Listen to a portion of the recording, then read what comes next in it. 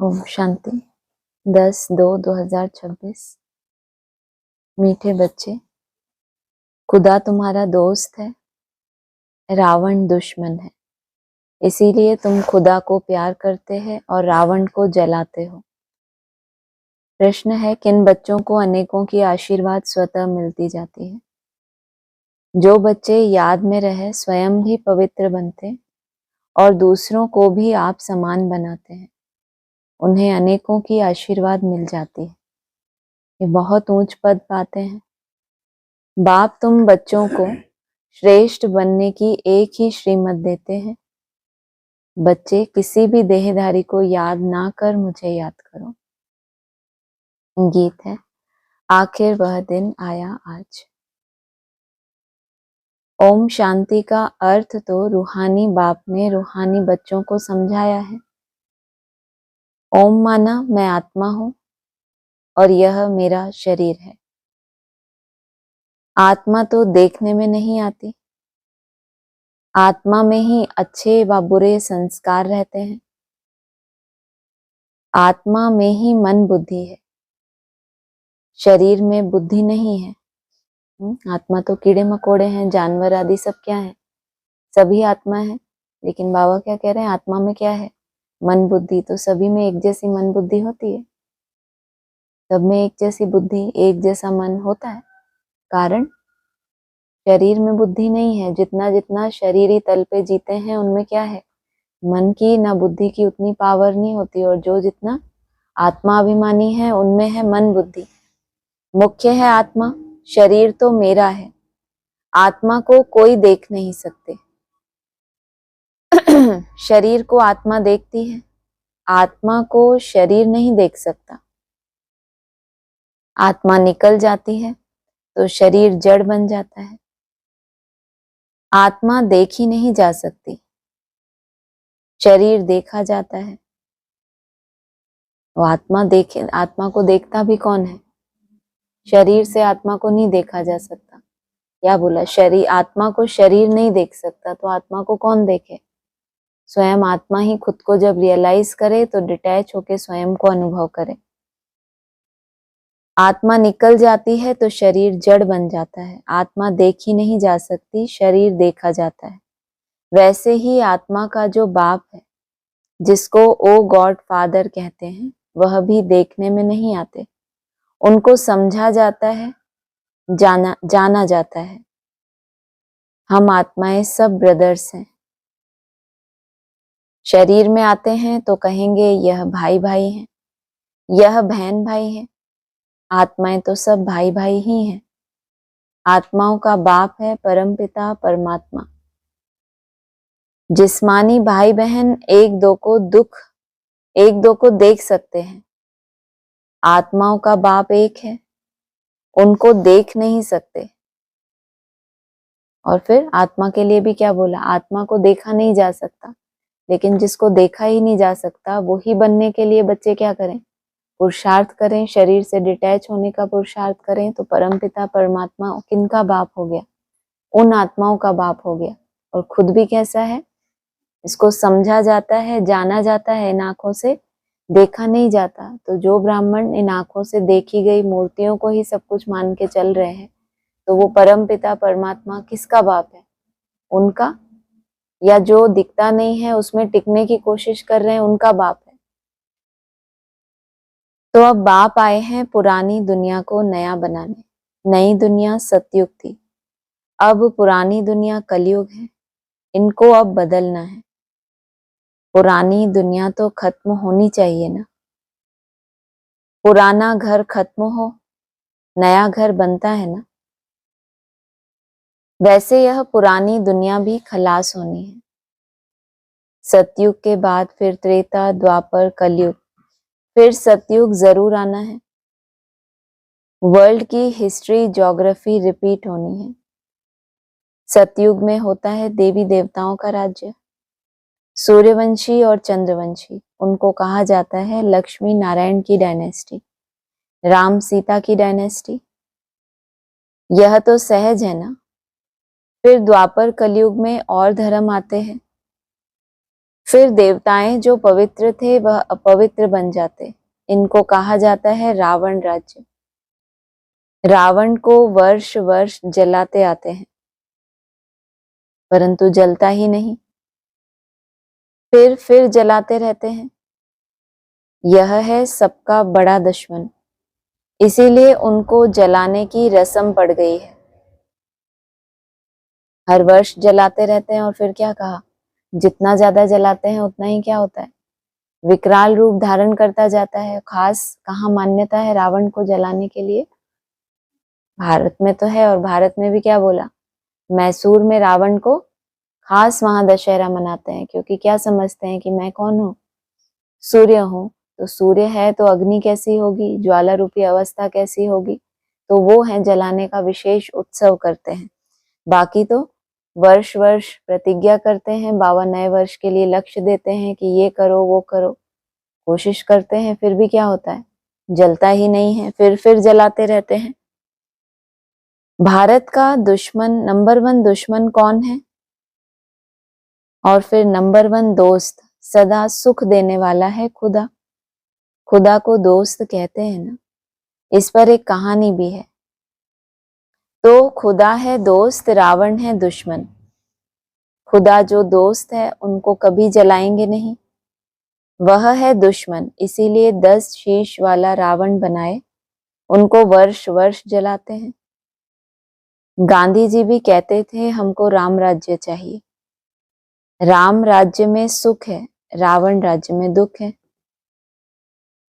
अब यह कौन बैठ समझाते हैं, पतित पावन बाप शिव बाबा। ब्रह्मा है दादा, बाबा हमेशा सही भी करते हैं, बाप दादा। प्रजापिता ब्रह्मा भी तो सबका हो गया, जिसको एडम भी कहा जाता है। उनको ग्रेट ग्रेट ग्रैंडफादर कहा जाता है। मनुष्य सृष्टि में प्रजापिता हुआ। प्रजापिता ब्रह्मा द्वारा ब्राह्मण रचे जाते हैं, फिर ब्राह्मण सो देवता बनते हैं। देवताएं फिर क्षत्रिय वैश्य शूद्र बन जाते हैं। इनको कहा जाता है प्रजापिता ब्रह्मा, मनुष्य सृष्टि का बड़ा। प्रजापिता ब्रह्मा के कितने ढेर बच्चे हैं, बाबा बाबा कहते रहते हैं। यह है साकार बाबा, शिव बाबा है निराकार बाबा। गाया भी जाता है, प्रजापिता ब्रह्मा द्वारा नई मनुष्य सृष्टि रचते हैं। अब तुम्हारी यह पुरानी खाल है, यह है ही पतित दुनिया रावण राज्य। अब रावण की आसुरी दुनिया खत्म हो जाएगी, उसके लिए ही यह महाभारत लड़ाई है। फिर सतयुग में इस रावण दुश्मन को कोई जलाएंगे ही नहीं, रावण होगा ही नहीं। रावण ने ही दुख की दुनिया बनाई है। ऐसे नहीं, जिनके पास पैसे बहुत हैं, बड़े बड़े महल हैं, वह स्वर्ग में है। बाप समझाते हैं भल किसके पास करोड़ है, परंतु यह तो सब मिट्टी में मिल जाने वाला है। नई दुनिया में फिर नई खानियां निकलती रहती हैं, तो इस दुनिया का नहीं यूज करते। इस दुनिया में क्या है, किसी के पास कितना है, करोड़ों हैं। ब्राह्मणों की दुनिया में भी संपत्ति है ना अपनी अपनी, तो वो क्या है, उनके पास बहुत ज्ञान धन है, बहुत फॉलोअर्स हैं, बहुत अनुभवी हैं, पुराने पुराने हैं। तो ये भी क्या है, बहुतों का रिस्पेक्ट लेने के वो हैं, वो आदी हो गए। तो क्या है, इनके पास करोड़ों हैं। लेकिन नई दुनिया में फिर नई खानियां क्यों निकलती हैं? खानियां कैसे होती हैं, खानियों में से कैसे निकाला जाता है? खानियों के अंदर क्या भरा होता है, रतन भरे होते हैं, और उनको निकालने के लिए क्या करना पड़ता है, खुदाई करनी पड़ती है। तो नई दुनिया के लिए नई खानियां चाहिए। क्यों? क्योंकि उसमें वो जो देह अभिमान की मिट्टी है उसको पूरा हटाना पड़े, और गहराई में जो रतन भरे हैं उनको उनको इमर्ज करना है। ऐसे आत्मा का क्या करना है, फरिश्ता बनना है। बाबा कहते हैं फरिश्तों में ना हड्डी होती है ना मांस होता है। तो मांस क्या है, ये हमारा देह अभिमान, और देह अभिमान को छांटते छांटते संस्कार भी कैसे हो जाए, हड्डी अर्थात ये जो गहराई में हमारे संस्कार जाम हो गए, कड़क हो गए, वो भी परिवर्तन हो जाए तो नई दुनिया में कैसी खानियां हो गई। पुरानेपन को गहराई में जाते जाते फिर वो नवीनता बाहर आई। और इस दुनिया में जो करोड़ों हैं वो किस आधार से हैं? बाप ने जो विस्तार किया, ज्ञान दिया, उसके आधार से खुद को क्या समझते हैं? बहुत हम अरबपति हैं, हमारे पास इतना ज्ञान धन है, हमारे इतने फॉलोवर्स हैं, लेकिन फिर देह अभिमान की मिट्टी जैसे के तैसे, तो उनका सब कुछ कहाँ मिल जाएगा? उसी मिट्टी में मिल जाएगा। तो नई दुनिया में फिर नई खानियां निकलती हैं, जिससे नई दुनिया के महल आदि सारे बनाए जाते हैं। यह पुरानी दुनिया अब खत्म होनी है। मनुष्य भक्ति करते ही हैं सदगति के लिए। भगवान ने नया ज्ञान दिया, कहते हैं भगवान आकर क्या देते हैं? नई दुनिया के लिए नया ज्ञान, ताकि जीवन में क्या आ जाए? नवीनता आ जाए। लेकिन जीवन नहीं बदला, लेकिन उस संपत्ति के, उस ज्ञान धन के क्या बन गए? बाबा कहते हैं ना, भक्ति मार्ग में शास्त्रों की अथॉरिटी बन के बैठ जाते हैं। ये हमारी बुद्धि में पूरे शास्त्र रटे पड़े हैं, लेकिन वो शास्त्र सिखाते क्या हैं? वो जीवन में तो आया नहीं, तो दुनिया कैसी बनी? पुरानी दुनिया ही बनी रही, तो उसको खत्म होना है। मनुष्य भक्ति करते ही हैं सदगति के लिए, कि हमको पावन बनाओ। हम विश्यस बन गए हैं, विश्यस को पतित कहा जाता है। सतयुग में है वाइसलेस, संपूर्ण निर्विकारी। वहां बच्चे योग बल से पैदा होते हैं, विकार वहां होता ही नहीं। न देह अभिमान, न काम क्रोध, 5 विकार होते नहीं, इसीलिए वहां कभी रावण को जलाते ही नहीं। यहाँ तो रावण राज्य है। अब बाप कहते हैं तुम पवित्र बनो, यह पतित दुनिया खत्म होनी है। जो श्रीमत पर पवित्र रहते हैं वही बाप की मत पर चल विश्व की बादशाही का वर्षा पाते हैं। इन लक्ष्मी नारायण का राज्य था ना, अभी तो रावण राज्य है जो खत्म होना है। सतयुगी राम राज्य स्थापन होना है। सतयुग में बहुत थोड़े मनुष्य रहते हैं, कैपिटल दिल्ली ही रहती है जहां लक्ष्मी नारायण का राज्य होता है। दिल्ली सतयुग में परिस्थान थी, दिल्ली ही गद्दी थी। रावण राज्य में भी दिल्ली कैपिटल है, राम राज्य में भी दिल्ली कैपिटल रहती है। बाप ने आकर किसको निमित्त बनाया? दिल्ली माना जिसकी देहली, तो रावण राज्य में भी कैपिटल कौन? लेकिन जब वो साकार पार्ट गुप्त हो जाता है तो ब्राह्मणों की दुनिया में क्या होता है? माता पिता गुप्त हो गए तो बच्चे क्या होते हैं? निधन के बन जाते हैं। तो रावण राज्य आ गया, और लेकिन कैपिटल स्थापन कहाँ की थी? जो नई कैपिटल है उसका भी फाउंडेशन कहाँ पड़ा? दिल्ली में ही पड़ा ना। तो क्या कहेंगे? वहां भी रावण राज्य में भी दिल्ली कैपिटल, राम राज्य में भी दिल्ली कैपिटल रहती है, परंतु राम राज्य में तो हीरे जवाहरातों के महल थे। और वहां क्या हो गया? रावण को जलाते हैं तो कितने शीश होते हैं उसके? 10 शीशों को ही जलाते हैं, कभी ऐसा नहीं करते कि एक शीश जलाएं। क्योंकि रावण अर्थात जो क्या करे? रावण क्या करता है? रावण वो जो रुलाता है। रुलाता कौन है? जिसको जला रहे हैं 5 विकार हैं और ये 5 तत्व हैं, तो इनके प्रभाव में आकर रावण राज्य स्थापन हो गया। राम राज्य में हीरे जवाहरातों के महल थे, अथाह सुख था। अभी बाप कहते हैं तुमने विश्व का राज्य गवाया है, मैं फिर तुमको देता हूं। यहाँ पुरानी दुनिया में तो नई दिल्ली भी बनाई तो कैसी? पत्थरों की बनाई है, और वो भी कैसे पत्थर हैं? क्रिश्चियंस ने बनाई है तो कैसे पत्थर होंगे? लाल पत्थरों की बनाई है, और नाम क्या दे दिया? नई दिल्ली। तो कहा राम राज्य में तो हीरे जवाहरातों के महल थे, श्रेष्ठ बनना है। अभी बाप कहते हैं तुमने विश्व का राज्य गवाया है, मैं फिर तुमको देता हूं, तुम मेरी मत पर चलो। श्रेष्ठ बनना है तो सिर्फ मुझे याद करो और किसी देहधारी को याद ना करो। अपने को आत्मा समझ मुझ बाप को याद करो, तो तमो प्रधान से सतो प्रधान बन जाएंगे। तुम मेरे पास चले आएंगे। पीछे तो बोला परम पिता परमात्मा को तो क्या होता है? जाना जाता है, और दूसरा क्या? समझा जाता है। यहाँ क्या बोला? तुम अपने को आत्मा समझ बाप को याद करेंगे तो क्या होगा? क्या होगा? नींद नहीं आएगी ऐसा? मेरे पास चले आएंगे जब आपको देखा ही नहीं जा सकता, सिर्फ जाना जा सकता है और समझा जा सकता है, उसके लिए चले आने की क्या बात है? मुझे जानना सहज है, देखना मुश्किल है, लेकिन जब दिव्य दृष्टि हो, पतित दृष्टि से तो नहीं देख सकते। पवित्र चीज को इन क्रिमिनल आंखों से देखा जा सकता है? तुम सतो प्रधान बनेंगे तो मेरे पास चले आएंगे, मेरे गले की माला बनकर फिर विष्णु की माला बन जाएंगे। पहले तुमको कौन स्वीकार करे, कौन रिसीव करेगा? बाप। तो गले की माला बने और उसके बाद कहाँ पे रोए जाएंगे? विष्णु की माला। माला में ऊपर में मैं हूं, फिर दो हैं ब्रह्मा सरस्वती, वही सतयुग के महाराजा महारानी बनते हैं। उन्हों की फिर सारी माला है, जो नंबरवार गद्दी पर बैठते हैं। मैं इस भारत को इन ब्रह्मा सरस्वती और ब्राह्मणों द्वारा स्वर्ग बनाता हूं। जो मेहनत करते हैं उन्हों के ही फिर यादगार बनते हैं। वह है रुद्रमाला और वह विष्णु की माला। रुद्रमाला है आत्माओं की और विष्णु की माला है मनुष्यों की।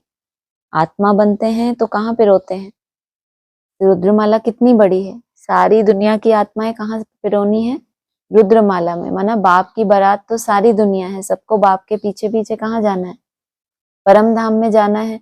और विष्णु माला किन की बताई? विष्णु को कैसा दिखाते हैं? सजा सजाया, एकदम दिव्य गुणधारी, संपूर्ण निर्विकारी देवता। तो जो ऐसे प्रैक्टिकल में देवता बनते हैं वो फिर विष्णु की माला में है। आत्माओं के रहने का स्थान वह निराकारी परम धाम है, जिसको ब्रह्मांड भी कहते हैं। आत्मा कोई अंडे मिसल नहीं है, आत्मा तो बिंदी मिसल है। हम सब आत्माएं वहां स्वीट होम में रहने वाली हैं। बाप के साथ हम आत्माएं रहती हैं, वह है मुक्ति धाम। मनुष्य सब चाहते हैं मुक्ति धाम में जाएं, परंतु वापस कोई एक भी जा नहीं सकते। और तुम्हारे लिए क्या बोला?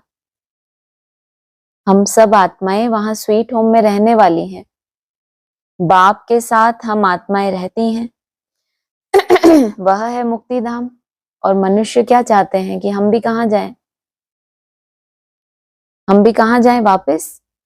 मुक्ति धाम में जाएं। लेकिन बाबा ने कहा वापस तो कोई एक भी जा नहीं सकते। उनको ये संकल्प कहाँ से आता है कि हम भी वहीं जाकर रहें? क्योंकि तुम बच्चे हो, तुम आत्माएं हो, तुम कहाँ रहते हो? बाप के साथ उस मुक्ति धाम में रहते हो। तो मनुष्य, वो जो वहां रहने वाली आत्माएं हैं, उनको देखकर खुद भी क्या चाहते हैं? हम भी मुक्ति धाम में बाप के साथ रहें। कौन नहीं चाहेगा? लेकिन उसके लिए कंडीशन कितनी बड़ी है? तमो प्रधान से सतो प्रधान बने, उसके बाद फिर तुम मेरे पास चले आए, फिर बाप की माला में पिरोए, वहां तुमने निवास किया। सबको पार्ट में आना ही है। तब तक बाप तुमको तैयार कराते रहते हैं। तुम तैयार हो जाएंगे तो फिर जो भी आत्माएं हैं वह सब आ जाएंगी। कहाँ हैं ये आत्माएं? पार्ट में नहीं है अभी। कैसी हैं? गुप्त हैं। लेकिन बाबा तुमको क्या कर रहे हैं? तैयार कराते रहते हैं। तुम तैयार हो जाएंगे तो फिर जो भी आत्माएं हैं वह सब आ जाएंगी। फिर खलास। एक बार के लिए तो क्या होगा? नाटक का जब एंड होता है तो क्या होता है? सभी एक्टर्स आके स्टेज पर खड़े हो जाते हैं। अभी अपनी उनकी स्मृति नहीं है। पार्टधारी अपने पार्ट को ही ना जाने तो जैसे जड़वत हो गया। पार्ट क्या बजाएगा? उसको स्मृति ही नहीं है। वो जो विशेष उसके संस्कार हैं वो कब इमर्ज होंगे? जब वो अपनी सतो प्रधान स्टेज में हो। तब तक बाप किसको तैयार कर रहे हैं? उनको तो समय अनुसार अपने पार्ट में आना ही है परम धाम से, और तुमको बाप तैयार कराते रहते हैं। फिर खलास, तुम जाकर नई दुनिया में राज्य करेंगे। फिर नंबरवार चक्र चलेगा। गीत में सुना ना, आखिर वह दिन आया आज। तुम जानते हो जो भारतवासी अब नरकवासी हैं वह फिर स्वर्गवासी बनेंगे। बाकी सब आत्माएं शांति धाम में चली जाएंगी। समझाना बहुत थोड़ा है। अलफ बाबा, बे बादशाही। अलफ को बादशाही मिल जाती है। अभी बाप कहते हैं मैं वही राज्य फिर से स्थापन करता हूं। उस दिन भी क्या कहा था कि अलफ में बे समाया हुआ है, माना अलफ को कौन मिला? अल्लाह, और बे को कहते हैं बादशाही मिली। लेकिन यहाँ क्या बोला? अलफ बाबा और बे बादशाही। अलफ को बादशाही मिल जाती है। अभी बाप कहते हैं मैं वही राज्य फिर से स्थापन करता हूं। तुम 84 जन्म भोग अपतित बन गए हो। पतित बनाया है रावण ने, फिर पावन कौन बनाते हैं? भगवान, जिसको पतित पावन कहते हैं।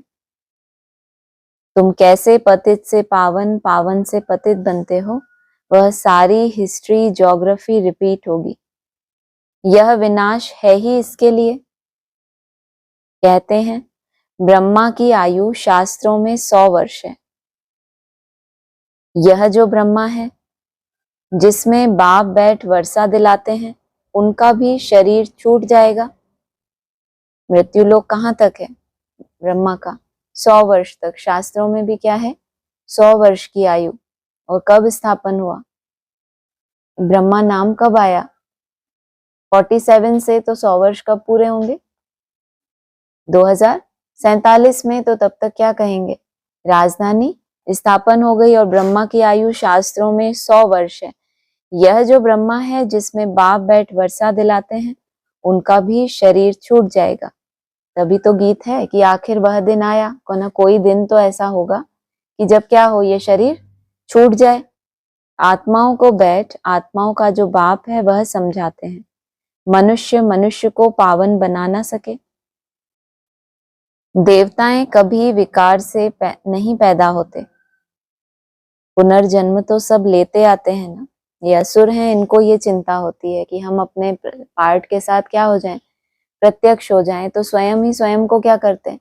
प्रत्यक्ष करते हैं। समझते हैं बाप ने कहा है ना, हर एक अपने मुख से प्रत्यक्ष करेगा अपना पार्ट।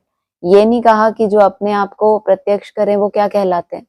हिरण्यकश्यप बन जाते हैं। और देवताओं का जन्म कैसे होता है? देवताएं कभी विकार से नहीं पैदा होते। प्रत्यक्षता रूपी जन्म तो इनका होता है ना। कैसे होता है? अपने ही योग बल से ऐसे स्वरूप बन के सामने आते हैं। इनके अंदर कोई विकार देखने में आए, ये हो नहीं सकता। और जो खुद को अष्ट देव कहलाएं, कोई माने ना माने, लेकिन वो स्वयं को कहलाएं और विकार ढेर के ढेर दिखाई दे, अहंकार दिखाई दे, तो कैसे पैदा हो रहे हैं? और कहाँ योग बल से पैदाइश होना।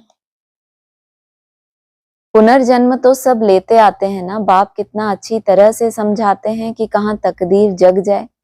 बाप आते ही हैं मनुष्य मात्र की तकदीर जगाने। और तकदीर जगाने का आधार बाप क्या प्रयास कर रहे हैं? इतना समझाते हैं, इतना समझाते हैं कि कहाँ क्या हो जाए इनकी। बाबा के समझाने से तकदीर जग जाती तो सबकी क्यों नहीं जग जाती? फिर सबकी जगनी चाहिए ना। बाप ने क्या है ना इसमें, बाप कितना अच्छी तरह से समझाते हैं कि कहाँ तकदीर जग जाए। प्यार का रूप भी धारण किया, टीचर के रूप में विस्तार भी धारण किया, सतगुरु के रूप में कड़क रूप भी धारण किया कि कहाँ इनकी तकदीर जग जाए। शायद कोई तीर इनको ऐसा लग जाए कि इनके प्राण पखेरु क्या हो जाए, देहभान इनका जो भक्ति मार्ग पाल के रखा है वो शायद समाप्त हो जाए।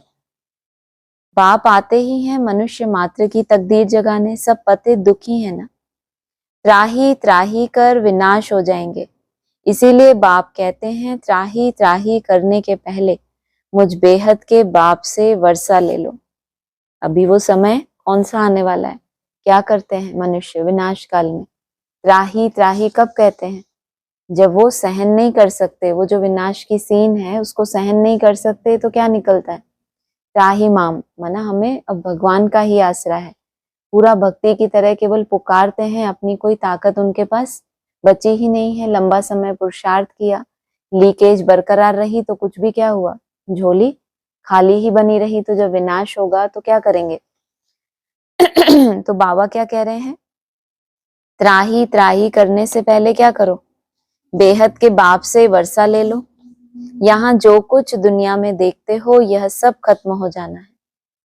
Fall of Bharat, rise of Bharat, इसका ही खेल है। राइज ऑफ वर्ल्ड, स्वर्ग में कौन कौन राज्य करते हैं यह बाप ही बैठ समझाते हैं। राइज ऑफ भारत, देवताओं का राज्य। फॉल ऑफ भारत, रावण राज्य। अभी नई दुनिया बन रही है, बाप से पढ़ रहे हो नई दुनिया का वर्षा लेने। कितना सहज है। यह है मनुष्य से देवता बनने की पढ़ाई। यह भी अच्छी रीति समझना है कौन कौन से धर्म कब आते हैं। द्वापर के बाद ही और धर्म आते हैं। पहले सुख भोगते हैं फिर दुख। यह सारा चक्र बुद्धि में बिठाना होता है, जिससे तुम चक्रवर्ती महाराजा महारानी बनते हो। सिर्फ अलफ और बे को समझाना है। अविनाश तो होना ही है, सिर्फ अलफ और बे को समझाना है। अलफ क्या बताया पीछे, अलफ बाबा और बे बादशाही, जो खड़ा रहा पुरुषार्थ में आदि से अंत तक। माना अल्लाह तो है ही ऊंच से ऊंच, वो तो हो गया सदा ही। बाबा ने एक मुरली में कहा था ना, वो तो सदा ही अलफ है। कौन? जो अल्लाह है वो तो सदा के लिए ही है, लेकिन यहाँ संगम पर जो एक्टर्स हैं तो उसमें अलफ हो गया बाबा, और बे फिर जिसको पहले पहले बादशाही ट्रांसफर कर दी, और फिर अलफ को ही क्या मिल जाती है, बादशाही। लेकिन कौन सी बादशाही? अलफ ने तो अल्लाह को स्वीकार किया ना, उसको कौन सी बादशाही मिली? वो बन गया बेताज बादशाह। और फिर जो नेक्स्ट उसको क्या हो जाती है, बादशाही, हद की बादशाही ट्रांसफर हो जाती है। तो ये रिपीट होता रहता है। सिर्फ अलफ और बे को समझना है। अब विनाश तो होना ही है, हंगामा इतना हो जाएगा जो विलायत से फिर आ भी नहीं सकेंगे। कितनी मेहनत करते हैं कहाँ जाने के लिए, विलायत में जाने के लिए कितना धन कमाना पड़ता है। कोई ऐसे ही चले जाते हैं क्या? तुमको भी कहाँ जाना है, तुम तो अभी रावण राज्य में बैठे हो, तुमको तो अपने घर में जाना है, लेकिन कितनी मेहनत करनी पड़ती है अभी रावण के राज्य में होना। या ये मेरी दुनिया है और मुझे जाना है दूर देश में। जिनकी ये दुनिया है, जो इसी दुनिया में रचे पचे हैं, उनको यही सृष्टि भाती है, तो उनके लिए परम धाम क्या हो गया, विलायत जाने जैसी मेहनत। और तुम्हारे लिए जैसे कि विलायत में बैठे हो, रावण राज्य में बैठे हो, कहाँ जाना है, अपने ओरिजिनल घर में जाना है। और आगे चल के हंगामा कैसे होगा? जो हद के विलायत में अभी जाते हैं खुशी खुशी, क्या होगा हंगामा? वापस आ नहीं सकेंगे। इसीलिए बाप समझाते हैं भारत भूमि सबसे उत्तम है। जबरदस्त लड़ाई लगेगी, फिर वहां के वहां ही रह जाएंगे। 50-60 लाख भी देंगे तो भी मुश्किल आ सकेंगे। सोचो, ये मुरली जब चली है उस समय 50-60 लाख की वैल्यू का हिसाब लगाओ। जब ये मुरली चली थी कितनी वैल्यू थी, और अभी 50-60 लाख भी देंगे, इतने में तो क्या हो जाता है, बाबा कहते हैं तुम्हारी राजधानी स्थापन ही हो जाती है। कितने में? 50-60 लाख में।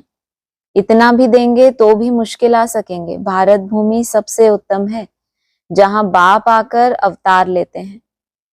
शिव जयंती भी यहाँ मनाई जाती है। सिर्फ श्री कृष्ण का नाम डालने से सारी महिमा ही खत्म हो गई है। सर्व मनुष्य मात्र का लिबरेटर यहाँ ही आकर अवतार लेते हैं। शिव जयंती भी यहाँ मनाते हैं। गॉड फादर ही है जो आकर लिबरेट करते हैं। और एक ही समय कि एक ही बार शिव जयंती होती है या बार बार होती है। और भगवान ने कौन सी भूमि को चुना? भारत की भूमि को चुना, सर्वोत्तम तीर्थ बता दिया। और ऐसे समय पर जो विलायत में धक्के खाएं तो क्या कहेंगे उनके लिए? लड़ाई कैसी लगेगी? बाबा ने बताया वहीं के वहीं रह जाएंगे। शिव जयंती भी यहाँ मनाते हैं। गॉड फादर ही है जो आकर लिबरेट करते हैं। तो ऐसे बाप को ही नमन करना चाहिए, उनकी ही जयंती मनाना चाहिए। वह बाप यहाँ भारत में आकर सबको पावन बनाते हैं। तो यह सबसे बड़ा तीर्थ ठहरा। सबको दुर्गति से छुड़ाए सदगति देते हैं। यह ड्रामा बना हुआ है। अभी तुम आत्माएं जानती हो, हमारा बाबा हमको इस शरीर द्वारा यह राज समझा रहे हैं। हम आत्मा इस शरीर द्वारा सुनती हैं। आत्मा अभिमानी बनना है। अपने को आत्मा समझ बाप को याद करो तो कट निकलती जाएगी और प्योर बन तुम बाप के पास आ जाएंगे। जितना याद करेंगे उतना पवित्र बनेंगे। औरों को भी आप समान बनाएंगे तो बहुतों की आशीर्वाद मिलेगी। कितना सेवाएं करते हैं ब्राह्मण विदेशों में, देशों में। बाबा क्या कह रहे हैं? बहुतों की आशीर्वाद मिलेगी। कब? जब तुम जितना याद करके क्या बनेंगे? पवित्र बनेंगे। फिर औरों को जब आप समान बनाएंगे तो बहुतों की आशीर्वाद मिलेगी, ऊंच पद पालेंगे। इसलिए गाया जाता है सेकंड में जीवन मुक्ति। अच्छा, मीठे मीठे सिकिलदे बच्चों प्रति माता पिता बाप दादा का याद प्यार गुड मॉर्निंग। रूहानी बाप की रूहानी बच्चों को नमस्ते, रूहानी बच्चों की रूहानी बाप दादा को नमस्ते। धारणा के लिए सार है, श्रीमत पर पवित्र बन, हर कदम बाप की मत पर चल, विश्व की बादशाही लेनी है, बाप समान दुख हरता सुख करता बनना है। मनुष्य से देवता बनने की यह पढ़ाई सदा पढ़ते रहना है। सबको आप समान बनाने की सेवा करके आशीर्वाद प्राप्त करनी है। वरदान है, कल्याण की वृत्ति और शुभ चिंतक भाव द्वारा विश्व कल्याण के निमित्त बनने वाले तीव्र पुरुषार्थी भव। तीव्र पुरुषार्थी वह है जो सभी के प्रति कल्याण की वृत्ति और शुभ चिंतक का भाव रखे। भल कोई बार बार गिराने की कोशिश करे, मन को डगमग करे, विघ्न रूप बने, फिर भी आपका उसके प्रति सदा शुभ चिंतक का अडोल भाव हो। बात के कारण भाव ना बदले, कि वो बदल गया, उसने अच्छी बात की तो आपका भाव बहुत सुंदर हो गया। उसने क्या किया? विघन डाला आपके पुरुषार्थ में, तो क्या हो गया? आपका भाव बदल गया। तो भाव अडोल बन जाए। हर परिस्थिति में वृत्ति और भाव यथार्थ हो तो आपके ऊपर उसका प्रभाव नहीं पड़ेगा। हम तो क्या करते हैं, जैसा जिसका स्वरूप देखते हैं वैसे ही संकल्प चलेंगे। बुरा स्वरूप देखा तो बुरे संकल्प, और अच्छा देखा तो अच्छे संकल्प। बाबा क्या कह रहे हैं? यथार्थ भाव कौन सा है? आत्मा का। अगर आप आत्मा हो तो आत्मा के अंदर क्या है? बुराइयां हैं, नेगेटिविटी है आत्मा के अंदर। ओरिजिनल स्वरूप में आत्मा के अंदर क्या है? शुभ चिंतक। और आत्मा किसकी संतान है? शिव की संतान है ना। तो शिव अर्थात कल्याणकारी। तो क्या कहा? हर परिस्थिति में वृत्ति और भाव यथार्थ हो। हम तो समझते हैं हमने यथार्थ ही तो देखा, उसने क्रोध किया, हमने सोचा ये ऐसा क्यों करता है। जो देखा वही तो चिंतन किया ना, गलत क्या किया? लेकिन बाबा क्या कह रहे हैं? हर परिस्थिति में वृत्ति और भाव कैसा हो? यथार्थ हो तो आपके ऊपर उसका प्रभाव नहीं पड़ेगा। अगर आप उसकी करनी से प्रभावित हुए तो क्या हुआ? उसने कमजोर होते हुए भी आपको क्या कर दिया? आप थोड़ी देर पहले बहुत अच्छी स्थिति में थे, किसी का क्रोध देखा, किसी का कोई ऐसा संस्कार देखा और आप भी क्या हो गए? अपनी उस स्व स्थिति से नीचे आ गए। तो वो ज्यादा कमजोर या आप ज्यादा कमजोर? वो तो इतना पावरफुल है कि उसने अपनी कमजोरी से आपके ऊपर भी क्या कर दिया? प्रभाव डाल दिया। नहीं तो आपका ओरिजिनल भाव और यथार्थ भाव कैसा है? कल्याणकारी। फिर कोई भी व्यर्थ बातें देखने में ही नहीं आएंगी, टाइम बच जाएगा। कल बोला था ना, क्या करो? समय को बचाओ। तो इन बातों में नहीं पड़ेंगे तो क्या होगा? टाइम बच जाएगा। यही है विश्व कल्याणकारी स्टेज। हम तो समझते हैं कब पता नहीं विश्व कल्याणकारी बनेंगे। इन छोटी छोटी बातों में आपकी बुद्धि ही ना जाए, हर एक के प्रति एक ही भाव बैठ जाए। चाहे सामने से कोई भी स्वरूप आए, आपकी स्थिति नहीं हिल रही तो आप कैसे बन गए? विश्व कल्याणकारी। स्लोगन है संतुष्टता जीवन का श्रृंगार है, इसीलिए संतुष्ट मणि बन संतुष्ट रहो और सर्व को संतुष्ट करो। अव्यक्त इशारे हैं, एकमत अर्थात एकता का वातावरण बनाने के लिए समाने की शक्ति धारण करो। भिन्नता को समाओ, हर एक की विशेषताओं को देखो, कमियों को तो बिल्कुल देखना ही नहीं। जैसे चंद्रमा अथवा सूर्य को ग्रहण लगता है तो कहते हैं देखना नहीं चाहिए। क्यों? कितनी ऊंची स्टेज में है सूर्य चंद्रमा, लेकिन जब ग्रहण लगता है तो क्या कहते हैं? देखना नहीं चाहिए। उनका नुकसान होता है या देखने वाले का नुकसान होता है? क्यों मना करते हैं? देखने वाले का नुकसान होता है, वो तो कहाँ ऊंची स्टेज में है। तो क्या कहा? देखना नहीं। चंद्रमा अथवा सूर्य को ग्रहण लगता है तो कहते हैं कि देखना नहीं चाहिए। नहीं तो ग्रहाचारी बैठ जाएगी। तो किसकी कमी भी ग्रहण है, उसे कभी नहीं देखो, नहीं तो क्या होगा, वो कमी किसके पास ट्रांसफर हो जाएगी, आपके पास ट्रांसफर हो जाएगी। तो फिर आप उंगली उठा सकोगे। जो कमी हमारे अंदर होती है उसको लेकर हम दूसरे के ऊपर उंगली उठाते हैं, तो ये वरदान मिल जाएगा। अगर कमियां देखी तो वो कमी किसके पास आ जाएगी, आपके भी पास आ जाएगी। तो आपका परचिंतन क्या हो जाएगा, बंद हो जाएगा। पूछना है किसी को?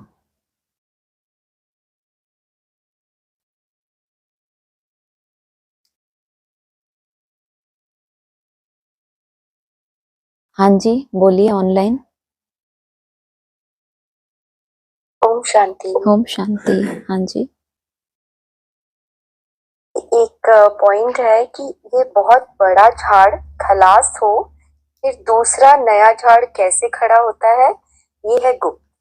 तुमको ज्ञान भी गुप्त मिलता है, बाप भी गुप्त आए हैं। बिल्कुल। पुराना जो झाड़ है, ब्राह्मणों की जो सृष्टि, बाबा कहते हैं 3 बार उसका विनाश होता है। तो पहले तो हमें पता ही है, ब्रह्मा माँ के द्वारा ब्राह्मणों का झाड़ बहुत विस्तार को पा गया, तना प्राय लोप हो गया, देवता धर्म दिखता ही नहीं, और धर्मों की राजाई स्थापन हो गई, टाल टालियां ढेर की ढेर। फिर उसमें से कलम लगा, जब नया ज्ञान सामने आया, एडवांस नॉलेज सामने आई, तो उनमें से कुछ सिलेक्टेड आत्माओं ने फिर बाप को पहचाना, टीचर के पार्ट को पहचाना, और फिर एक झाड़ तैयार हुआ जो उनके मुकाबले ज्ञानी तो आत्माओं का झाड़ कहेंगे। और उसके बाद जब उस वहां पर भी डमरू बजा, विनाश होना था वहां पर भी। तो इसीलिए जब पुराना विनाश होने वाला होता है तो एक नया, बाबा ने कहा है कि जब नया घर बनाना होता है तो पुराने को खत्म करने से पहले एक कमरा बनाते हैं जिसमें सारा मटेरियल रखा जाए। तो 2018 के लिए बाबा ने कहा था कि ये ब्राह्मणों की सृष्टि भी विनाश होगी, मना बहुत बड़े रूप में जब हाहाकार मचेगी, कलंक लगेंगे, तो ये सृष्टि का भी विनाश 18 के लिए पहले ही बता दिया था। लेकिन उससे पहले 2004 में बोला कि तुम बच्चों को बाप दादा ने नई दुनिया की सौगात दे दी है, आना जाना करते हो ना, वरना पुराने का विनाश होने से पहले ही नए का फाउंडेशन डाल दिया जाता है कि अब ये जो झाड़ विस्तार को पा गया, तो यहाँ पर तो जो डमरू बजा है उससे फिर धीरे धीरे आगे जाके बाप गुप्त होंगे 18 के बाद, तो रावण राज्य स्थापन होना है। उससे पहले एक नई सृष्टि, नया झाड़ पहले ही स्थापन कर दिया। फिर मुरली में बोला भी कि जब फल पक जाता है तो उसको झाड़ से डिटैच कर देते हैं, क्योंकि उस फल के अंदर भी बीज है, उस बीज से फिर एक नया झाड़ लगता है। तो ऐसे बाबा ने इशारे दिए। और फिर 2004 में तो मन बुद्धि में सौगात दी। उसके बाद जब बड़ा विनाश होता है तो धीरे धीरे वो प्रैक्टिकल स्वरूप धारण करने लगती हैं आत्माएं संगठित रूप में। तो छोटा झाड़ होता है नया झाड़। हाँ जी। हाँ जी।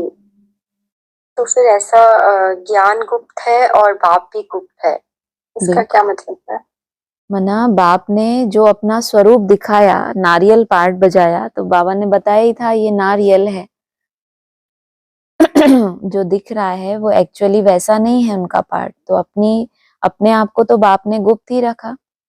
और फिर रचना के लिए चैलेंज हो गया कि रचना इतनी सुंदर बने कि उससे रचयिता का साक्षात्कार हो।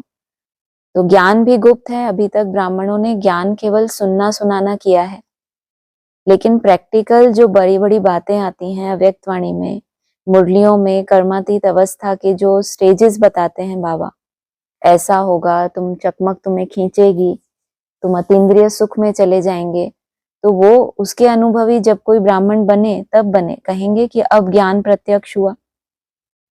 बाप तो गुप्त ही रहा, ज्ञान भी तब तक गुप्त है जब तक प्रैक्टिकल स्टेज धारण करके कोई ऐसी सिद्धि स्वरूप आत्माएं नहीं सामने आती। तब तक कोई नहीं मानेगा कि इन्होंने जो कहा वो सही है। ज्ञान की मान्यता तभी होगी जब वो प्रैक्टिकल जीवन में दिखाई दे किन्हीं आत्माओं के, तब तक कहेंगे अभी गुप्त है। मन बुद्धि के अंदर तो गूंज रहा है, लेकिन प्रैक्टिकल जीवन आपका परिवर्तन कर दे तो उसके लिए उस हीरे को घिसना पड़ता है, जैसे हीरा होता है। लेकिन अगर उसके ऊपर मिट्टी चढ़ जाए या धूल में पड़ा हुआ है तो गुप्त ही कहेंगे है तो हीरा। लेकिन पुरुषार्थ करना पड़े, उसको घिसना पड़े, उसकी वो जो धूल है उसको हटाना पड़े, घिसते घिसते उसकी चमक बढ़ती जाती है तो उसकी वैल्यू बढ़ती है। हीरा तो वही है जो इतना अभी वैल्यूबल है, लेकिन पहले जब धूल में पड़ा हुआ था तो गुप्त था, उसकी कोई वैल्यू नहीं।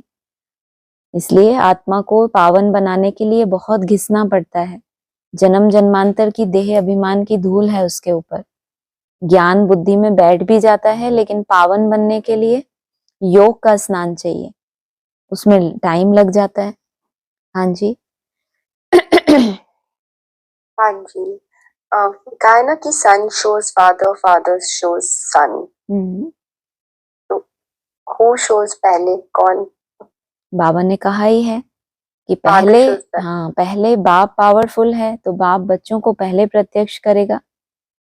तो बाप ने तो बच्चों को जन्म दिया, उनको अपनी स्मृति दिलाई और फिर नंबरवार प्रत्यक्ष भी होते हैं।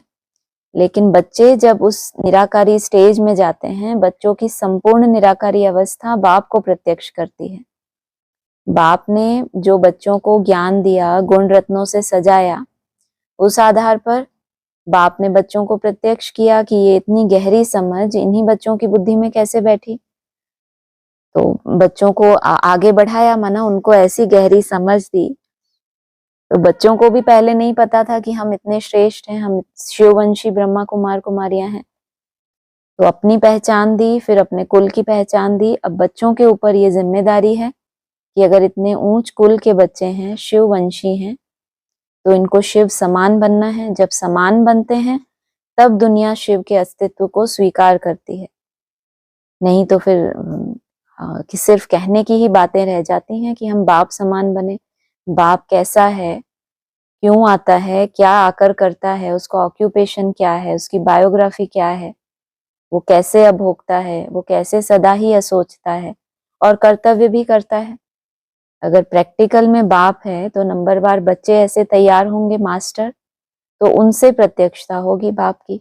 बाकी बाप के लिए तो बोल दिया, केवल जाना जा सकता है, समझा जा सकता है ज्यादा से ज्यादा, लेकिन देखा नहीं जा सकता। फिर ये भी कहा कि तुम सतो प्रधान बनेंगे तो सतो प्रधान बाप के पास चले आएंगे। तो बैठा है ना कहीं पर कि कह रहा है हमसे कि तुम चले आएंगे। यात्रा कर रहे हैं, जितना जितना निराकारी बनते जाएंगे बाप के नजदीक पहुंचते जाएंगे। हाँ जी। हाँ जी। हाँ जी। और जब पहले मुरली चलती थी तो हम जिस तरीके से विदेशी, बाबा विदेशी बोलते हैं ना, और फिर डबल विदेशी भी बोलते हैं, तो हम जो समझते थे अब तो वो चीज नहीं। अभी यहाँ पर विदेशी किसको कहेंगे, बाप किनको कहते हैं, और डबल विदेशी किनको कहते हैं? वैसे तो बाबा डबल विदेशी, एक जगह पर बाबा ने अष्ट देवों को भी बोला है कि ये जो है ये तो हम पराये देश में आ गए। अभी हमारा ओरिजिनल देश है परम धाम, वो हमारा अपना घर है। अभी हम सब बच्चे यहाँ विदेश में आ गए, माना रावण के देश में आ गए, और बाप डबल विदेशी बनकर आया है हम बच्चों से मिलने के लिए। ऐसे तो विदेशी जो भारत है वो हमारा देश है, उस अनुसार कहेंगे तो जो दूसरे देश हैं, दूसरे दूसरे धर्म खंड हैं, उस हिसाब से वो विदेशी हो गए जिनकी मान्यताएं, कल्चर भारत जैसा नहीं है। तो पक्के भारतवासी वैसे तो देवता धर्म की जो पक्की पक्की आत्माएं हैं और डबल विदेशी माना जो कन्वर्ट हो गए, उस हिसाब से दूसरे धर्मों को जिन्होंने स्वीकार कर लिया। एक तो आत्मा अपने देश को छोड़कर इस पराये देश में आई ही है, रावण राज्य बन गया, और फिर यहाँ से भी जो हद के विदेश हैं, उन दूसरे दूसरे धर्म हैं, उन संस्कारों को अगर धारण कर लिया, उन धर्मों में कन्वर्ट हो गए, तो अपने घर को तो छोड़ा ही, लेकिन जो भारत देश है, भारत की मान्यताएं हैं, उनको भी छोड़ दिया, तो डबल विदेशी हो गए उस हिसाब से। हाँ जी। हाँ जी। लेकिन पहले आपने कहा ना कि वैसे तो बाबा अष्ट देवों को भी हाँ, अभी कहते हैं, डबल तो विदेशी फिर बाबा कहते थे अष्ट देवों को कि ये इस देश के नहीं है, इनका देश ये नहीं है, इनको वो उस हिसाब से जब व्यक्तवाणी चलती थी तो जो हद के विदेशी होते थे और बेहद के विदेशी होते थे, यहाँ अष्ट देवों को बाबा ने इस हिसाब से बताया कि बाप भी डबल विदेशी बनकर आता है, क्योंकि बाप को सबका कल्याण करना है। तो उस हिसाब से जो और धर्मों के पूर्वज भी हैं, ये इनमें सब धर्मों के पूर्वज भी हैं ना, और फिर उन पूर्वजों के उन धर्म पिताओं के भी पूर्वज हो गए, तो उनके भी जैसे ग्रेट ग्रेट ग्रैंडफादर हो गए। तो उस हिसाब से बाबा ने बताया कि बाप विदेशी बनकर आया है, क्योंकि बाप को सबका कल्याण करना है। भारतवासियों की अपनी मर्यादाएं होती हैं, ऐसे अष्ट देवों को भी और धर्मों के भी पूर्वज बता दिया, इनको सबका कल्याण करना है।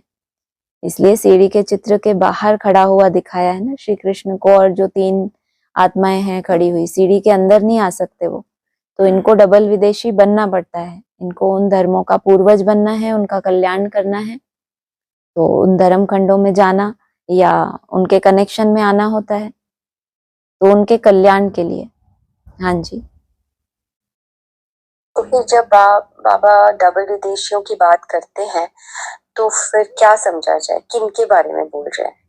जब जो हद बात वाले बोली जाती है उसका जो भी आगे पीछे जो भी बात किस सेंस में बोल रहे हैं, वो जब पढ़ा जाता है तभी समझ में आता है, क्योंकि मुरली में कई तरह की चीजें आती है ना, वरना कब बाबा हद में बोल रहे हैं, कब बेहद में बोल रहे हैं, कब किन आत्माओं से बात कर रहे हैं उस समय, तो देखा जाता है। क्योंकि जब अव्यक्त वाणी चली थी तब तो हद के डबल विदेशी सामने थे, जब एडवांस में वही वाणियां रिपीट की गई तो बाबा ने कभी अष्ट देवों को बोला, कभी अष्ट रत्नों को इमर्ज किया, तो ये भिन्न भिन्न तरह से है। तो जब एडवांस में चली है तब उनके अर्थ कुछ अलग तरह से बिठाए गए हैं, और यहाँ पर अलग तरह से बिठाए गए हैं। हम कहेंगे कि जो भारत के संस्कार हैं, जो ओरिजिनल, हमें अपने ओरिजिनल संस्कारों में आना है, और अभी हम विदेशी हो गए आत्मा और शरीर दोनों ही तरह से हम क्या हो गए, अपने उस ओरिजिनलिटी से दूर हो गए, माना हम अभी विदेशी हो गए, परायेपन में जी रहे हैं। हम अपने ओरिजिनल संस्कारों में लौटेंगे तो हम स्वदेशी हो गए। तो अभी उस तरह से समझ सकते हैं जो हमारी अभी यात्रा चल रही है, ये आत्मा प्लस शरीर दोनों ही तरह से हम अपने उस ओरिजिनलिटी से दूर हो गए। विदेश जाना माना अपने मूल से दूर चले जाना, जहां आपका जन्म हुआ है वहां से आप दूर चले गए। तो जब आए थे सृष्टि पर तो तना में थे, मान लो, फिर उसके बाद कन्वर्ट हो गए, तो उसी अनुसार जो देवता धर्म के भी हैं नंबरवार, उनमें भी अभी भिन्नता है, विपरीत संस्कार हैं, तो कहेंगे अभी डबल विदेशी हैं, अभी अभी ओरिजिनलिटी में इनको लौटना है। इसीलिए अभी हम जो यात्रा कर रहे हैं, हमारी बैक जर्नी कहीं ही इसलिए जाती है कि कहीं भटक गए हम, माना विपरीत चले गए। विपरीत जाना माना विदेश जाना, अभी हम अपनी ओरिजिनलिटी की तरफ वापस जा रहे हैं, तो सभी डबल विदेशी हो गए इस हिसाब से। तो हाँ जी, हाँ जी, अब घर जाना है। बिल्कुल, जरूर विदेश हाँ में बैठे हैं तभी तो घर जाना है ना। हाँ जी, यस। और कल हम ना वो चित्र देख रहे थे, तो चित्रों जो बनवाए बाबा ने, जो बनवाए चित्र जिसमें खुद का परिचय दिया है कि मेरा नाम भी है, रूप भी है, हाँ जी। उसमें पहले आया कि मैं ज्योति बिंदु स्वरूप हूँ। कल थोड़ा सा ये राजन भाई का क्वेश्चन था, कंफ्यूजन था कि उसमें आया कि मैं ज्योति बिंदु हूँ, और फिर बाद में ये भी आया कि मैं ज्योतिर्लिंगम हूँ, अव्यक्त ज्योतिर्लिंगम, लेकिन उसके पहले अव्यक्त ज्योति स्वरूप। तो एक ही उसमें राइट अप में, इंट्रोडक्शन में ये दो बातें क्यों? उसमें है ना कि जो ज्योतिर्लिंगम है वो तो हो गया जिसमें वो बिंदी सदा ही निवास करती है, लेकिन वो बिंदी का भी तो अस्तित्व है ना, जो कहता है कि मैं कभी जन्म मरण में नहीं आता, मेरी बिंदी का ही नाम शिव है। ये जो आत्मा कह रही है वो बिंदी स्वरूप है, और जिसमें सदा ही है वो हो गया ज्योतिर्लिंगम, वो भी ज्योति का ही लिंग है, इन आंखों से नहीं देखा जाता, और उसमें जो प्रवेश है वो सदा ही निराकार है। हाँ जी, और कुछ है इसमें कंफ्यूजन? हाँ, एक बार फिर से समझाइए, सॉरी। ज्योतिर्बिंदु जो अव्यक्त ज्योतिर्लिंगम में भी तो सदा ही प्रवेश है शिव, जो कहते हैं मेरी बिंदी का ही नाम शिव है, और वो सदा ही है। लेकिन जिस स्वरूप में वो सदा है, सदा कायम है, वो जो अव्यक्त रूप है उसको अव्यक्त ज्योतिर्लिंगम कहेंगे। वो हो गया परम पिता बिंदी, और जिसमें सदा ही निवास करता है वो हो गया परम आत्मा अव्यक्त ज्योतिर्लिंगम। तो जो प्रवेश है वो ज्योति स्वरूप, और जिसमें प्रवेश है वो ज्योतिर्लिंगम। हाँ जी, अच्छा, तो दोनों है। दोनों ही हैं, क्यों नहीं। अच्छा, ओके। तो जो चित्र वो हिस्ट्री हॉल में है, हाँ पांडव जी, भवन में जो पहले वाले चित्र बने थे, हाँ जी, जैसे भाई साहब बताते हैं, आप लोग बताते हैं कि उस टाइम पर जो बने थे उस वो सही वाले थे, वो एकदम बिल्कुल एक्चुअल वाले हैं जो बाबा ने बनवाए। बिल्कुल। तो उसमें भी ऐसा ही इंट्रोडक्शन है, उसमें भी ये दोनों हाँ चीजें लिखी बिल्कुल, हैं। बिल्कुल यही मेंशन हुआ होगा, वहां पर जाकर तो कभी नहीं पढ़ा है उसको, लेकिन ओरिजिनल चित्र है अगर, तो एडवांस के चित्रों में जो लिखत है वो ओरिजिनल ही है सारे चित्र। इसलिए बाबा कहते हैं ना, देवता धर्म तो प्राय लोप हो गया, चित्र रह गए हैं। उस चित्र को तो उन्होंने जैसे बस एक यादगार के रूप में हिस्ट्री हॉल में रख दिया, बाकी समझाने के लिए थोड़ी ना यूज करते हैं उन चित्रों को। उसका क्या रहस्य है, उस लिखत का भी तो कोई महत्व होगा जो लिखाया गया है, लेकिन सिर्फ चित्र रह गए हैं वहां पे, उन्होंने एज अ एक यादगार के रूप में रख दिया उस चित्र को। बाकी समझाने के लिए वो अपना ही ज्ञान अपने ही तरह से समझाते हैं। हाँ जी, अच्छा, हाँ जी। एक और चीज अभी आपने बोला ना कि वो परम पिता जो बिंदी और हाँ। फिर परम आत्मा जो अव्यक्त ज्योतिर्लिंगम। तो परम ब्रह्म किसको कहेंगे? परम ब्रह्म भी क्लासेस में तो अव्यक्त ज्योतिर्लिंगम को ही बताया है, एवर लास्टिंग। जब भी हम संगम युग की बात करेंगे, परम ब्रह्म होता है एक एवर लास्टिंग, जो सदा ही है। इन 5 तत्वों से भी ऊपर ब्रह्म महातत्व होता है। नीचे ये तत्व हैं, फिर सबसे ऊपर है ब्रह्म महातत्व, जहाँ आत्माएं निवास करती हैं। और ब्रह्म में लीन होना है, सन्यासी कहते हैं हमें ब्रह्म में लीन होना है। तो वो ब्रह्म हो गया वो निराकार अव्यक्त ज्योतिर्लिंगम, उनके लिए कहा गया है एवर लास्टिंग। बाकी संगम पर जितने भी ब्रह्मा है नंबरवार, जिस तन का आधार लें उनका नाम ब्रह्मा रखना पड़े, उनमें भी जो ऊर्ध्वमुखी होते हैं, जो नंबर 1 होते हैं, परम स्टेज को प्राप्त कर ले 4-5 के मुकाबले, उस आत्मा को कहेंगे परम ब्रह्म।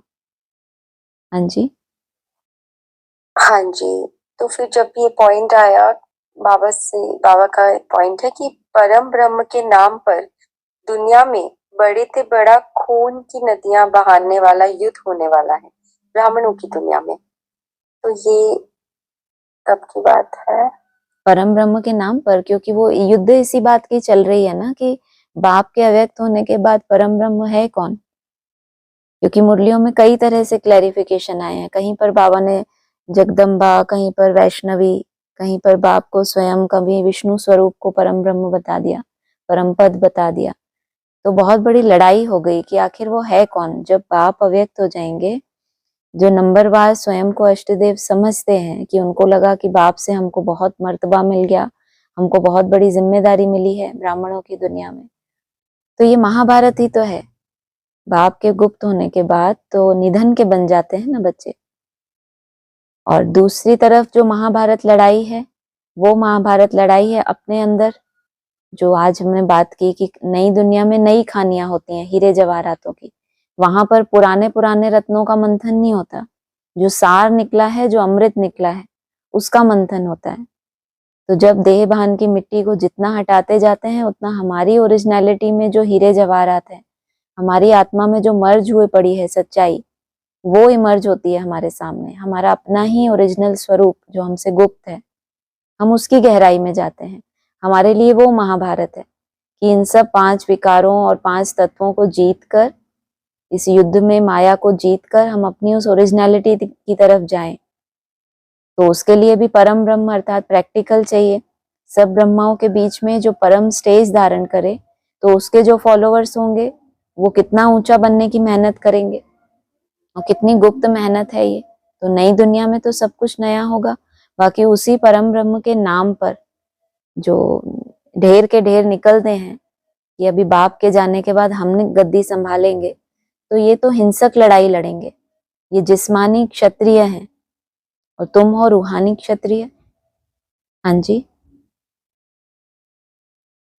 अच्छा, तो जैसे अभी जो हो रहा है, जो अभी जो युद्ध चल रही है बिल्कुल रिगार्डिंग कि शिवहम बन के बैठे हैं, बिल्कुल हिरण्यकश्यप बन के बैठे हैं, तो ये वही वाली युद्ध की बात है, ये खून हाँ की नदियां जो बोला बाबा ने। बिल्कुल संकल्प रुक नहीं रहे। निसंकल्प होने का अगर इनको समझाया जाए कि सतो प्रधान इसको कहा जाता है, बाबा ने कहा ना उस दिन यहाँ आए तो इनको पता चले कि अरे हम तो नर्क में थे, हमने तो कभी अपने संकल्पों की गति को चेक ही नहीं किया, संकल्पों का खून बहता ही रहा, कभी खून के रूप में बहा, कभी मनन चिंतन के रूप में, मतलब शक्ति हमने वेस्ट ही की, कभी हमने चेक ही नहीं किया कि हमारा कितना स्वराज्य है। लेकिन ब्राह्मणों के विश्व पर हम राज्य करेंगे, हम दृष्टि भी देंगे, हम ज्ञान भी सुनाएंगे, बाप की गद्दी हम लेंगे। तो ये मुसलमानों की ये निशानी होती है, इंतजार करते रहते हैं कब बाप मरे तो हमको राजा ही मिल जाए। हाँ जी अच्छा, हाँ जी। और एक लास्ट पॉइंट, बाबा कहते हैं हम आत्माओं का घर वह शांति धाम है, बिल्कुल वहां आत्मा को ऑर्गन्स न होने कारण कुछ बोलती नहीं है। तो ये वाली जो बात है, मतलब पहले हम अलग तरीके से समझते थे कि आत्मा वो शांति धाम में रहती है इस शरीर के बिना। ऐसा बोलना चाहिए था ना कि शरीर नहीं है तो बोलेगी कैसे। अगर बाबा ऐसा बोले तो किसी को चुटकुला बना देना चाहिए कि बोले ही कैसे जब है ही नहीं शरीर, तो बोलती नहीं है माना ये तो अपनी स्वेच्छा की बात हो गई ना, बोल ही नहीं सकती जब शरीर ही नहीं है। तो पहले यहाँ की बात है जब आत्मा जितना यहाँ अपने ऑर्गन्स से डिटैच होती जा रही है, जिस आत्मा को ऑर्गन्स हैं ही नहीं तो वो बोलेगी कैसे। लेकिन ऑर्गन्स हैं, लेकिन अब उसको उन ऑर्गन्स की स्मृति नहीं है। जैसे अव्यक्त वाणी में ये बात आई है ना कि बाबा ये जो धीरे धीरे अव्यक्त वाणी जब चलती थी तो बहुत स्लो आवाज निकलती थी, बहुत ऐसे जैसे, तो बाबा ने बताया कि लंबा समय आवाज से परे रहने के कारण आवाज में आने में तकलीफ होती है। किसी ने प्रश्न किया था कि बाबा ऐसा आवाज से दूर क्यों बोलते हैं, माना इतना धीरे, ऐसे नॉर्मल आवाज तो नहीं है जो अव्यक्त वाणी चलती थी। तो बताया उस आत्मा ने कि लंबे समय से जो परे रहने का अभ्यास है तो आत्मा को कितनी मेहनत लगती है आवाज में आने में। तो सोचो यहाँ लंबा समय कोई आत्माएं परम धाम निवासी बन जाए शरीर सहित, बिना शरीर के नहीं, अनुभूति कैसे होगी बिंदी को। तो कहा, इसीलिए कहा कि वहां आत्मा बोलती ही नहीं है, वरना बोलने की अब दरकार ही नहीं है उसको, क्योंकि ऑर्गन से डिटैच हो गई। सारे काम जब सूक्ष्म वतन में ही बोल दिया कि वहां मूवी होती है, टॉकी नहीं होती, तो फिर परम धाम में बोलेगी कैसे। कोई परम धाम की स्टेज में हो तो फिर बोलने की दरकार ही नहीं, उसके एक संकल्प से सब कार्य सिद्ध होते हैं। ये बोल बोल तो तभी तक है जब तक इस स्थूल सृष्टि में पाठ चल रहा है। हाँ जी अच्छा, अम, शांति वहां, मतलब तो ये कहा कि वहां आत्मा को ऑर्गन्स न होने कारण कुछ बोलती नहीं है, ऐसा हाँ बोला है। हाँ तो सही तो बोला है। जब सूक्ष्म वतन में जाते हैं तभी तो हड्डी मांस सब गायब हो जाता है। ये बातें अभी इसीलिए हम इतना नहीं कह सकते क्योंकि बेहद की जो हम समझ, हद में तो समझ लिया कि वहां ऑर्गन्स होते ही नहीं है, हद में तो हम जानते ही हैं। अगर बेहद में समझने की कोशिश करेंगे तो जितना हम नजदीक जाएंगे उतना ही समझ पाएंगे इन अनुभूतियों को कि शरीर होते हुए लाइट का कैसे होता है। इतना भारी भरकम शरीर है लेकिन प्रकाश का कैसे बन जाता है जब हम फरिश्ते बनते हैं। तो ये तो जो अनुभव करेगा, जब अनुभव करेगा तो उसको बहुत अच्छे से समझा सकेगा। तो फरिश्ता जब बनते हैं तभी हड्डी मांस का शरीर नहीं भासता। और बोला है कि तुम जब फरिश्ते बनते हो तो वो तुम्हारा वरण करते हैं। अगर शरीर छोड़ के फरिश्ते बनते हो तो वरण करने की बात ही नहीं। लेकिन तुम शरीर रहते रहते जीते जी मुर्दा, यही बोला है ना, कर्मातीत अर्थात जीते जी मुर्दा। तो क्या वो अनुभूतियां होंगी, वो तो जब उस अनुभूति को करेंगे, उस स्टेज को टच करेंगे तब महसूस करेंगे। बाकी जब सूक्ष्म वतन में ही हड्डी मांस का शरीर नहीं है तो फिर कारण शरीर कैसा होता होगा। हाँ जी हाँ जी, हाँ जी। एक और एक ऐसे माइंड में आया प्रश्न, ये जो हम बात करते हैं वैकुंठ, स्वर्ग और फिर एक सतयुग, तो ये तीनों डिफरेंट है, और है तो क्या डिफरेंस है? ना, एक तो हो गया वैकुंठ, सबसे ऊंची स्टेज। सारी कुंठाएं समाप्त हो गई, स्व स्थिति में जब गए तब तो हमें कुंठाओं का पता चला। पहले स्वर्ग स्व स्थिति में गए तो हमें पता चला कि कितना कुछ है अंदर कचरा भरा हुआ। फिर जब मेहनत की, यात्रा की, तो फिर उसके बाद वैकुंठ में ट्रांसफर हुए। सत्य युग तो कहा गया कि अब संगठित रूप में ऐसी आत्माओं का एक संगठन तैयार हो गया, तो अब वो युग आ गया। पहले तो सभी पर्सनली स्वर्ग माने स्व स्थिति में गए, और उसके बाद वो राजधानी स्थापन हो गई, माना वो युग आ गया। लेकिन उससे पहले जो है स्वर्ग माना मेहनत, वैकुंठ माना एक प्रारब्ध रूप, और उसके बाद जो 16 कला आत्माओं का जन्म होगा तब कह सकते हैं सत्ययुग। बाकी सतयुग की स्थापना बाबा ने बोला उसकी शुरुआत यहाँ से होती है। हाँ जी। अच्छा जी, ठीक है। हाँ हो जी। गया। ओम शांति। और किसी को ओम बोलना है? शांति। ओम शांति। हाँ जी। मेरा पॉइंट ये था, हमारी पढ़ाई की शुरुआत हुई यहाँ से कि खुद को आत्मा समझो और एक बाप को याद करो। हाँ जी। फिर पॉइंट ये आया कि है ज्योति स्वरूप और अव्यक्त ज्योतिर्लिंगम। हाँ जी। हमारी शुरुआत होती है ब्रह्मा बाबा से, हाँ। फिर आते हैं साकार बाप, हाँ। फिर आए अव्यक्त ज्योतिर्लिंगम। हाँ जी। ठीक है। हाँ जी। अब खुद को आत्मा समझो और एक बाप को याद करो। और फिर हम पढ़ते हैं कि जब आप अव्यक्त हो जाओगे तब बाप आपके सामने व्यक्त हो जाएगा। लेकिन जब तक हम अव्यक्त नहीं होते तब तक कौन से बाप को याद करें, किस रूप में याद करें? और अभी हमारी पढ़ाई ये है कि हमको निसंकल्प बनना है। लेकिन यूं समझा जाए कि अगर आत्मा समझ के बैठे हैं और बाप को याद करें तो याद करना भी एक संकल्प ही हो गया ना। संकल्प किसका दिया हुआ है? बाप को याद करने का। याद करने का, याद कर ही क्यों रहे हैं? संकल्प दिया हुआ किसका है? श्रीमत है ना, श्रीमत पे चलना है हमें।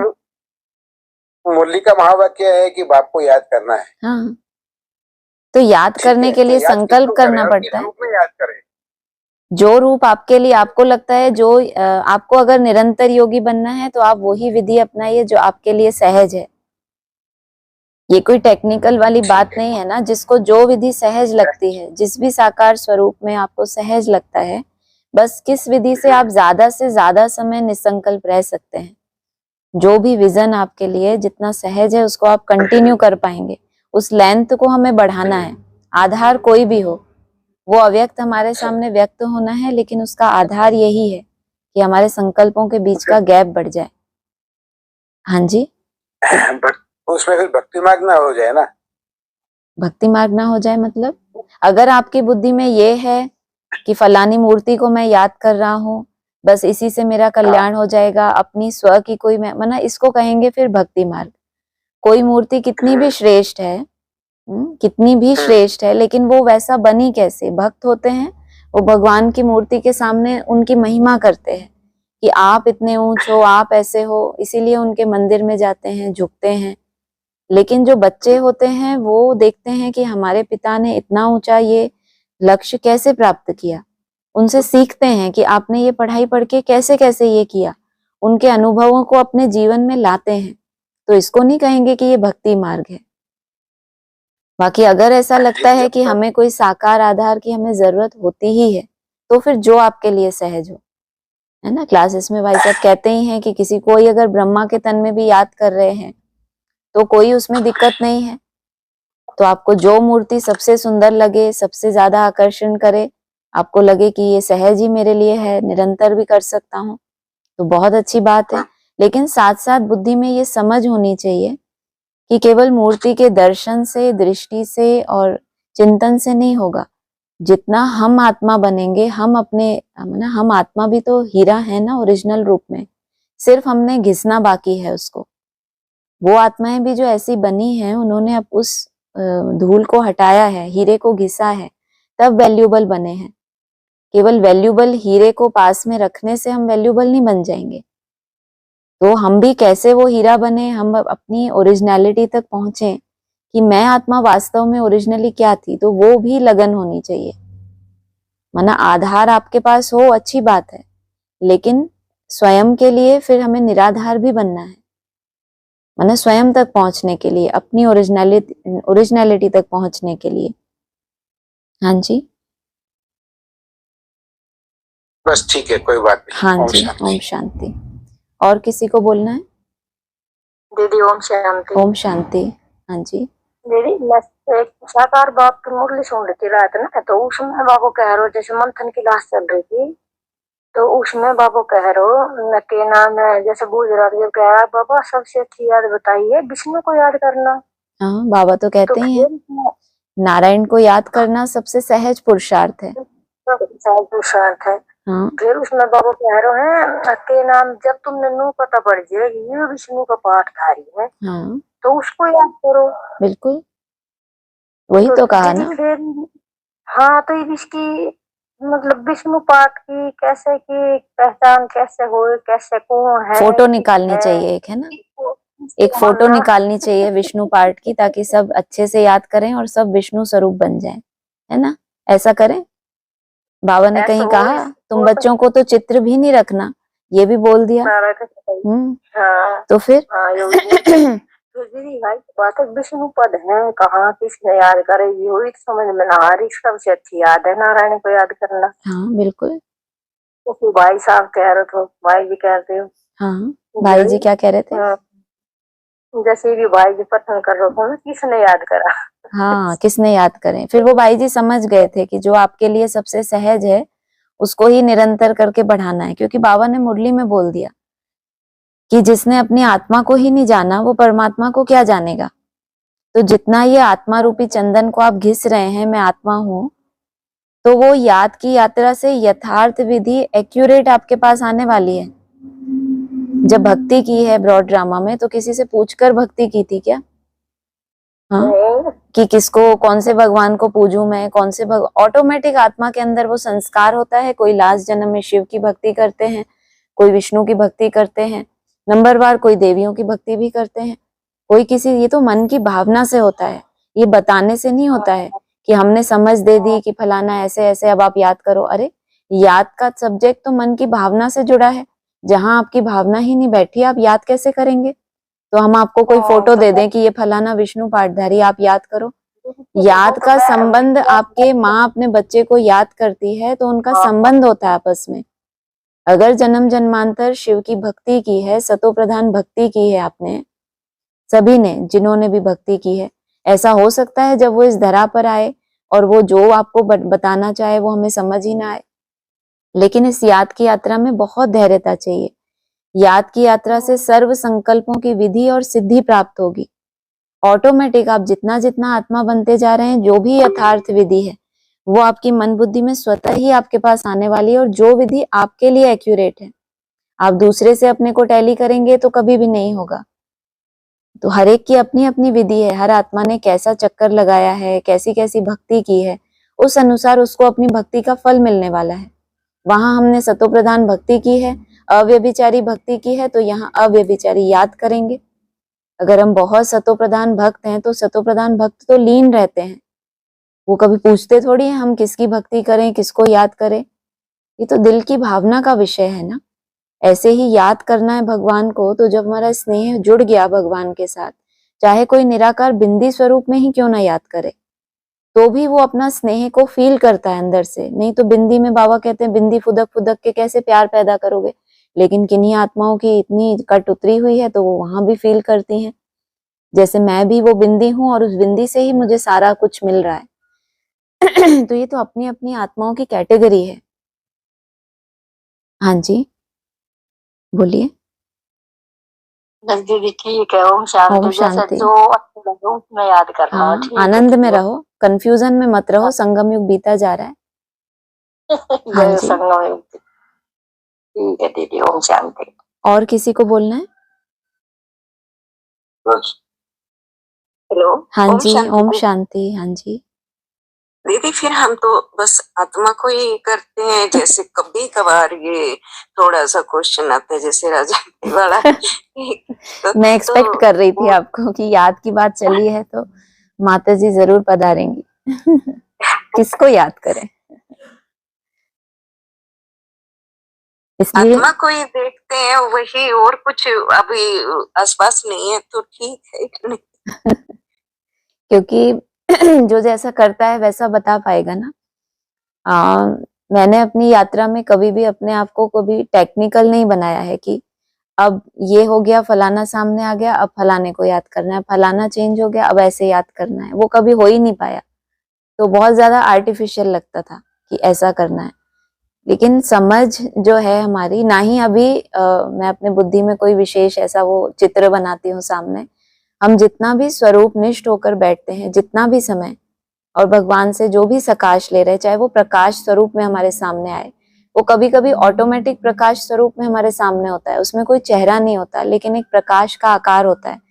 लेकिन वो हमने भी क्रिएट नहीं किया, वो स्वतः ही सामने आया है। और बस उस ही संकल्प में बैठे रहना है मुझे। अब मैं उस टाइम चिंता करूं कि पता नहीं ये प्रकाश कौन है, इस पे किसका चित्र चिपकाऊं, पता नहीं मैं सही कर रही कि नहीं, तो मैं इतनी बुद्धि नहीं चलाती। या तो कहो मेरे पास इतनी बुद्धि है ही नहीं कि चलाऊं। तो जो भी विजन सामने आता है और जो अपने आप बनता है, क्रिएशन नहीं, मुझे सिर्फ अपने संकल्पों को कम करना है। संकल्प कम किए माना अब आत्मा शांत है। तो जितना कहते हैं ना, नदी का जल जितना शांत होगा, बहते हुए जल में आप अपनी छवि अच्छे से नहीं देख सकते जब वो नदी का जल एकदम स्थिर हो जाता है। तो इसीलिए मुख्य बात होती है याद में बैठने के बाद अपने मन को टोटली स्थिर कर देना। और उसके बाद आपके सामने हो सकता है कोई ऐसा विजन बने ना बने, वो दोनों ही बातें हो सकती हैं। तो वो जो शांत मन होता है, उसके बाद जो आपके सामने विजन होता है वो एक्यूरेट होता है। ना तो हिंडोलों के बीच में हम चित्र बना रहे हैं, युद्ध कर रहे हैं, नहीं ये फोटो सामने आए, नहीं मुझे तो ये फोटो करनी है, कुछ और सामने आ रहा है, पॉइंट ऑफ लाइट, नहीं नहीं बिल्कुल नहीं, ये नहीं, ये करना है। तो ये तो महाभारत लड़ाई है। तो ऐसी युद्ध तो नहीं चलती है अभी फिलहाल, हमारे साथ ऐसा नहीं होता है। पहले अपने मन को स्थिरियम करना, फिर जाहि विधि राखे राम, जहां ले जाए वो। मन शांत है तो जरूर भटकेगा नहीं, सही रास्ते पे है भगवान। जैसा हमारे मन को बनाना चाहता है, आपने उसको कंट्रोल कर लिया, अब कम से कम गलत रास्ते पे नहीं जाएगा। फिर आप बाबा को याद करते हैं, जो भी ड्रिल में बैठते हैं आप योग स्नान करते हैं कि याद की किरणें मेरे ऊपर आ रही हैं, जिस भी विजन में आपको अच्छा लगता है। अगर फॉर अ चेंज आप कोई विजन भी अपने सामने लाते हैं और उसमें बाबा अपने आप ही किसी स्वरूप से आपके सामने आके बैठ जाए, तो मुझे कोई भी तकलीफ नहीं होती। अगर वो ब्रह्मा के स्वरूप में आ जाए, विष्णु के स्वरूप में आ जाए, महादेव के स्वरूप में आ जाए, मुझे किसी से कोई गुरेज नहीं है। लेकिन मैं करती नहीं हूँ, वो अपने आप आना चाहिए। बस हमें अपने मन को इतना सुंदर बनाना है कि जो भी एक्यूरेट है, बाबा को यही बोलना है कि जो यथार्थ विधि है वो मेरे पास भेज दो। इतना कंफ्यूज होने की जरूरत नहीं है। बस उस आनंद में रहना है कि मैं आत्मा, मेरा ओरिजिनल स्वरूप शांत है। और इसी शांति के लिए भटक रहे थे हम। मूर्तियों में सुंदर सुंदर चेहरे, ये तो हमने इस दुनिया में भी देखे, वो विचित्र कैसा होता है। जो इस चित्र से परे मैं आत्मा हूँ, वो विचित्र स्वरूप कैसा है मेरा। ये मूर्तियों में तो जन्म जन्मांतर घूमते ही आए ना। पहले मंदिर में मूर्तियों को पकड़ा, फिर ज्ञान में आए तो मूर्तियों के पीछे पड़े, फिर मूर्ति चली गई तो फिर या हुसैन मचाई। तो फिर ये तो पहले से भी करते चले आए। कुछ नया करना चाहिए। हम जो सदा ही देह से न्यारी विचित्र आत्मा है, उस ओरिजिनल स्वरूप में एक ही टाइम तो मिला है अपनी ओरिजिनलिटी में रहने का, उससे क्यों दूर चले जाएं हम। इसलिए अगर आप अपने स्वरूप निष्ठ हैं तो आपके पास विधि एक्यूरेट ही आएगी। विधि की कभी भी किसी से पूछने की दरकार नहीं है। जैसे भक्ति हमने भक्ति मार्ग में किसी से पूछकर नहीं की थी। वो जो स्नेह होता है ऑटोमेटिक आपको शिव के मंदिर की तरफ खींचेगा। बचपन से ही कोई कोई होते हैं बच्चे भक्त बन जाते हैं। तो अपने को देखना है, पूछना नहीं है। इसमें कोई गुरु नहीं चाहिए हमें भगवान से जुड़ने के लिए बीच में। हाँ जी, और कुछ? हाँ जी दीदी, मैं करनी थी यही बस, क्योंकि भाई साहब से पूछा था तो उन्होंने कहा बस आत्मा में ही सब है, तो और ज्यादा कुछ नहीं सोचना। और सबसे बड़ी बात यह है कि आपके लिए वो सहज हो रहा है। हाँ, मान हाँ, लो किसी को अपने संकल्पों को कंट्रोल करना और फिर उसमें बैठे रहना उसको सहज लग रहा है, तो वो गलत क्या कर रहा है? ज्यादा मनन आज चिंतन में तो है, देह भान में है, तो हो सकता है कोई सोल बैठ के उसको मिसगाइड करे, ज्यादा उसको लगता है मैं बड़ा ज्ञानी हो गया, मैंने नई मूर्ति को पहचान लिया। उससे क्या हो रहा है? वो मूर्ति जिस विधि से बनी है, क्या आप भी उसी विधि पर चल रहे हो? क्या आप भी उतने ही निसंकल्प हो, उतने ही निर्विकारी हो? जानना ये तो एक बुद्धि की बात है, वो एक समझ की बात है, उसमें क्या बड़ी बात हो गई? बाबा बुद्धिमान उसको कहते हैं जो अपने बुद्धियों को एकाग्र कर सके। यहाँ बुद्धिमान वो नहीं है जिसने बहुत गहरा गहरा समझ लिया। यहाँ आप जितना एकाग्र हो रहे हो उतने आप बुद्धिमान हो। तो इसीलिए हमें अपने आप को देखना है केवल। हाँ जी। हाँ, वही कर रही थी विदात जैसे क्वेश्चन थे, तो इसलिए मैंने नहीं, अच्छा पूछा हुआ कि ना, तो बहुतों को किसी इसमें क्लैरिटी आती है। जब भी ऐसा कोई भी प्रश्न आए, आप निसंकोच होके उसको रखिए, तो ताकि, क्योंकि मेरा अपने तरह का अनुभव है याद का, आपका अपने तरह का है, औरों का अपना अपना हो सकता है। तो हम कोई एक परफेक्ट वो नहीं कि हमने जो बोल दिया वो सत्य वचन है, लेकिन ये अपना अनुभव है कि हम इस तरह से करते हैं। बाकी फिर हर एक की अपनी अपनी यात्रा है, उनको करनी ही है अपने तरह से। हाँ जी। हाँ, ये बस एक ही है कोशिश के निरसंकल्प और आत्मा को देखना, और दूसरा कुछ नहीं है। तो बिल्कुल ठीक है, फिर कोई क्वेश्चन सुनते तो डाउट अपने प्राणी लग जाए। नहीं, डाउट नहीं रखना, एकदम निश्चिंत होकर और निश्चय बुद्धि होकर चलना है। और अगर इसमें बाबा को ये भी है कि कोई एडिशन होना होगा, तो आपकी उस याद में ऑटोमेटिक कुछ ऐसा एडिशन होगा, आपको लगेगा ये पहले ऐसा नहीं था, ये ऑटोमेटिक चेंज हुआ है। इसको कहेंगे नेचुरल और नेचर। खींच खींच के बिंदी को याद करना, खींच खींच के मूर्ति को याद करना, इसने है नहीं, और खींच खींच के फोटो रख रख के याद करना। अगर किसी को पसंद है वो करे, कोई मना नहीं है, लेकिन इसको नेचुरल नहीं कहा जाएगा। हाँ जी। ठीक है दीदी, ओम हाँ शांति। जी, ओम शांति। और किसी को बोलना है? ठीक है, ओम शांति।